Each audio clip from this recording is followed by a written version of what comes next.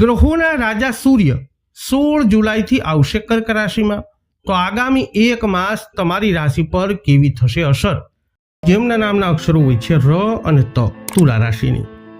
તુલા રાશિના લોકો માટે સૂર્ય તમારી કુંડળીમાં લાભ ભાવના સ્વામી છે, એટલે કે 11મા ભાવના, અને હવે તમારા કર્મસ્થાન એટલે કે 10મા સ્થાનમાં ગોચર કરવાના છે. 10મું સ્થાન કર્મ સ્થાન છે. સૂર્યનું ગોચર પણ ખૂબ સારા પરિણામો લાવનારું આ સ્થાનેથી માનવામાં આવે છે. વધુમાં ગુરુ સાથેના જોડાણને કારણે, યુતિને કારણે સૂર્ય તમને વધુ સારા પરિણામો આપવાનો પ્રયત્ન કરશે.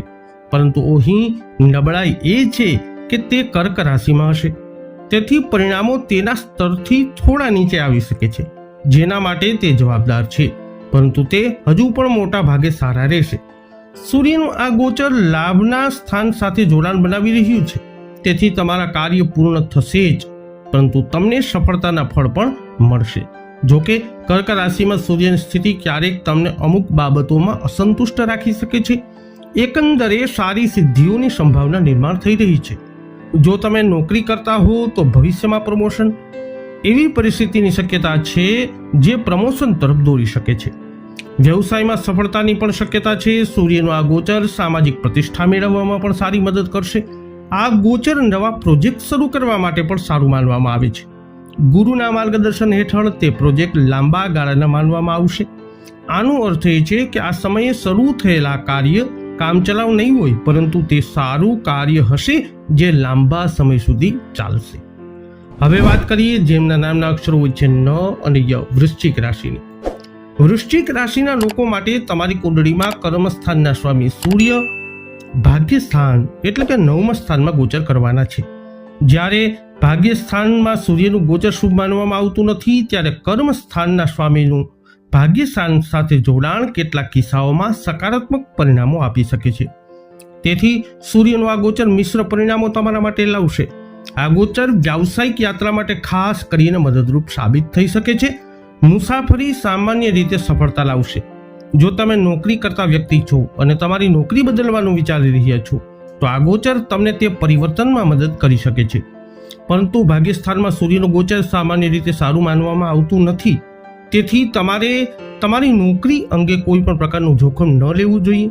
તમારે કોઈ પણ ધાર્મિક વ્યક્તિ સાથે દલીલ પણ ન કરવી જોઈએ. તમારે ધર્મ કે શ્રદ્ધા પર કોઈ વિવાદાસ્પદ ટિપ્પણી પણ ન કરવી જોઈએ. જો તમને કોઈ બાબતમાં કોઈ સમસ્યા દેખાય અથવા તમે પોતાને ક્યાંક અટવાયેલા અનુભવો છો, તો ચોક્કસપણે તમારા વરિષ્ઠોની અવશ્ય સલાહ લો. ખાસ કરીને તમારા પિતાની સલાહ આ સમયગાળા દરમિયાન તમને ફાયદો કરાવી શકે છે અને તમે તમારી જાતને નુકસાનથી બચાવી શકશો. હવે વાત કરીએ જેમના નામના અક્ષરો હોય છે ભ ધ ફ ઢ. ધન રાશિની. ધનુ રાશિના જાતકો માટે સૂર્ય ભાગ્ય ભાવ એટલે કે 9મા ભાવના સ્વામી છે અને હવે તમારા 8મા ભાવમાંથી ગોચર કરશે. 8મા ભાવમાં સૂર્યનું ગોચર અશુભ માનવામાં આવે છે. વધુમાં ભાગ્ય સ્વામીના 8મા ભાવમાં પ્રવેશ એક નબળો બિંદુ છે. તેથી આ ગોચર દરમિયાન સૂર્ય સંબંધિત પરિણામોમાં કેટલીક નબળાઈ જોવા મળી શકે છે. પરિણામે તમને ભાગ્યનો સંપૂર્ણ સહયોગ ન પણ મળે, તેથી તમારે તમારા ખંત વધારવાની જરૂર પડશે. જો તમે નોકરી બદલવાનું વિચારી રહ્યા છો તો આ સારો સમય નથી. આ સમયગાળા દરમિયાન શાંત રહેવું શ્રેષ્ઠ છે. પૂર્વજોને મિલકત સાથે કોઈ પણ જોખમ લેવાનું ટાળવું. જો તમારે પિતાનું સ્વાસ્થ્ય પહેલેથી જ નબળું છે, તો તેમને આ સમય દરમિયાન વધુ ધ્યાન આપવાની જરૂર પડશે. આ સમય દરમિયાન મુસાફરી કરવાનું ટાળવું પણ ફાયદાકારક છે. ખાસ કરીને બિનજરૂરી યાત્રા કરવાનું ટાળવું. મહત્વપૂર્ણ યાત્રાઓ સાવધાની સાથે પણ કરવી જોઈએ. જેમના નામના અક્ષરો હોય છે ખ અને જ. મકર રાશિની. મકર રાશિના લોકો માટે સૂર્ય તમારી કુંડળીના 8મા ભાવના સ્વામી છે અને હવે તમારા 7મા ભાવમાં ગોચર કરવાના છે. 7મા ભાવમાં સૂર્યનું ગોચર શુભ માનવામાં આવતું નથી. વધુમાં 8મા ભાવના સ્વામીનો 7મા ભાવમાં પ્રવેશ એ ભાવ સંબંધિત પરિણામોને નબળા બનાવી શકે છે. જો કે ઉચ્ચ ગુરુ પહેલાથી જ 7મા ભાવમાં છે, જે સૂર્યની નકારાત્મકતાને નિયંત્રિત કરવામાં મદદ કરશે. તેમ છતાં પરિસ્થિતિઓ પ્રમાણમાં નબળી રહી શકે છે. આનો અર્થ એ છે કે સૂર્ય જે નોંધપાત્ર નબળાઈ લાવવાનો હતો તે ગુરુ દ્વારા નોંધપાત્ર રીતે નબળો પડશે નહીં, પરંતુ નાની સમસ્યાઓ હજુ પણ ચાલુ રહી શકે છે. ખાસ કરી અને જો તમે પરિણીત છો તો તમારા જીવન સાથીના સ્વાસ્થ્યનું ધ્યાન રાખવું જરૂરી છે. ઉપરાંત તેમની લાગણીઓનો પણ વિચાર કરો. સૂર્યનું આ ગોચર સંઘર્ષની સંભાવના બનાવી રહ્યું છે. જો તમે સાવધાની રાખશો તો ગુરુના આશીર્વાદ પરિસ્થિતિને નિયંત્રણમાં લાવશે. રોજિંદા કાર્યોમાં કેટલીક મુશ્કેલીઓ ઊભી થઈ શકે છે. આ સમયગાળા દરમિયાન મુસાફરી ટાળવી જ સમજદારી ભર્યું રહેશે. વ્યવસાયમાં જો મહત્વપૂર્ણ નિર્ણયો લેવાની જરૂર હોય તો અનુભવી લોકોની સલાહ લો. આમ કરવાથી તુલનાત્મક રીતે સારા પરિણામો તમને મળશે. હવે વાત કરીએ જેમના નામના અક્ષરો હોય છે ગ, શ, શ, શ, કુંભ રાશિની. કુંભ રાશિ માટે સૂર્ય તમારી કુંડળીમાં 7મા ભાવના સ્વામી છે અને હવે તમારા 6ઠા ભાવમાં ગોચર કરશે. 6ઠા ભાવમાં સૂર્યનું ગોચર ખૂબ જ સારા પરિણામો લાવે છે, પરંતુ 7મા ભાવના સ્વામીનું 12મા ભાવમાં ગોચર એક નબળું એટલે કે 6ઠા ભાવમાં ગોચર એક નબળું બિંદુ છે. આનો અર્થ એ છે કે સૂર્ય અન્ય બાબતોમાં સારા પરિણામો આપશે, પરંતુ વૈવાહિક બાબતો અને ભાગીદારીમાં કેટલીક મુશ્કેલીઓ આવી શકે છે. વધુમાં સૂર્ય જળ રાશિમાં છે, જે સૂચવે છે કે 6ઠા ભાવમાં 7મા ભાવમાં સ્વામીનું ગોચર એટલું નબળું નહીં હોય જેટલું તેને માનવામાં આવે છે. આનો અર્થ એ છે કે સમસ્યાઓ ઊભી થશે, પરંતુ ખૂબ જ સૂક્ષ્મ હશે. તેવી જ રીતે શુભતાનો ગ્રાફ પણ તેના સામાન્ય સ્તરથી થોડો નીચે આવી શકે છે.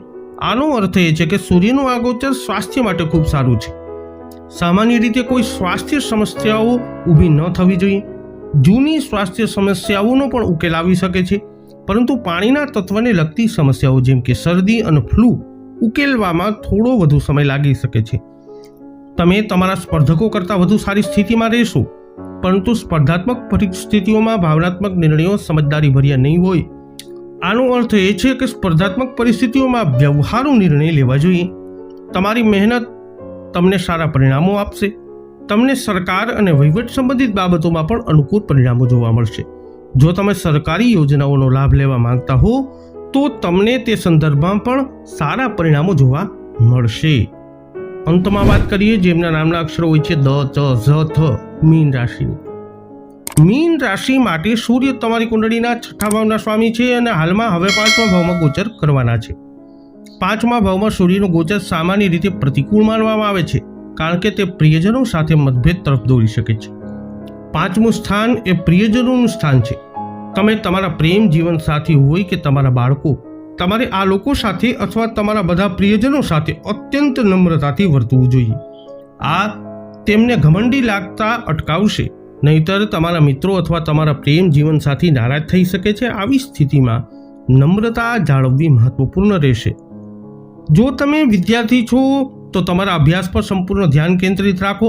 ફક્ત આમ કરવાથી તમે તમારા શિક્ષણમાં શ્રેષ્ઠતા મેળવી શકશો અને ગુરુ પણ તમને આ બાબતમાં મદદ કરશે. ઉચ્ચ ગુરુ તમારા 5મા ભાવમાં ગોચર કરી રહ્યા હોવાથી વિષય પર તમારું ધ્યાન કેન્દ્રિત રાખવાથી ઉત્તમ પરિણામો મળશે. જો કે જો તમારું ધ્યાન ડગમગી જાય તો ગુરુ પણ મદદ કરી શકશે નહીં. આનો અર્થ એ છે કે સાવધાની રહેવાની સાથે સાથે ગુરુ સૂર્યની નકારાત્મકતાનો શાંત કરવામાં મદદ કરશે, જેનાથી સારા પરિણામો મળશે.